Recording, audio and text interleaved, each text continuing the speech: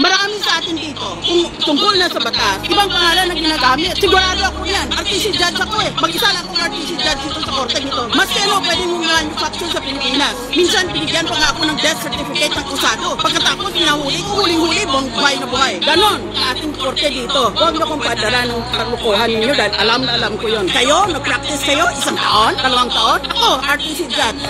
Ngayon, kung lahat pala tayo honest, o marami pala tayo sa atin ay honest, why is the Philippines often, but not all the time, why is the Philippines always ranked as one of the most corrupt countries in the whole world? Yan, sagutin niyo ako niyan. Nagpapakalinis kayo? Aba kung malinis wala ang mga opisyalis natin at malinis wala sa buong bansa, eh bakit palagi tayong nilista ng Transparency International as one of the most corrupt countries in the world? Magtitinginan tayo? Merong mga politiko na alam natin kung anong loopholes nila sa SALN. Hindi ba withdraw nila pera nila sa buwan na Nobyembre o Disyembre para pang nag-file sila ng SALN nila? Wala nga silang deposito kasi withdraw nila eh. Pag Enero, i-deposit nila ulit. Taong bayan, ayaw magtestigo. Lahat ng pag-ari nila, real estate, bank accounts, iba pang pag-ari, nalagay sa ibang pangalan. Yan is very, very widespread. O di wala na naman silang pag-ari. Eh lahat, nilagay na nila sa ibang pangalan. Kung bawal ang asawa at ang mga anak dahil sa batas ay inspeksyonin pati yan, yung mga malapit sa kanila. Di doon sa mga malalayo ng mga kamag-anak. O kaya maski hindi kamag-anak sa kaibigan na pinagkakatulaan nila. What a hypocritical accusation.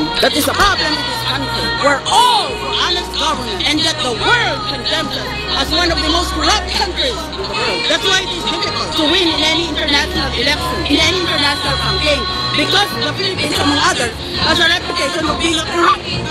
Isip ng iba, kung corrupt ang bayan yan, walang matinong lalabas dyan, walang matinong ibubunga yan. Bawat isabay sa inyo, walang sala, tungkol sa SALN. Bigyan nyo ng sapang buhay. Ngayon, bigyan mo ko ng sapang buhay. Imbestigahin ko lahat, isa-isa, dito sa Senado at sa House of Representatives. Tignan natin. Pati sarili ko, imbestigahin ko. Order, please.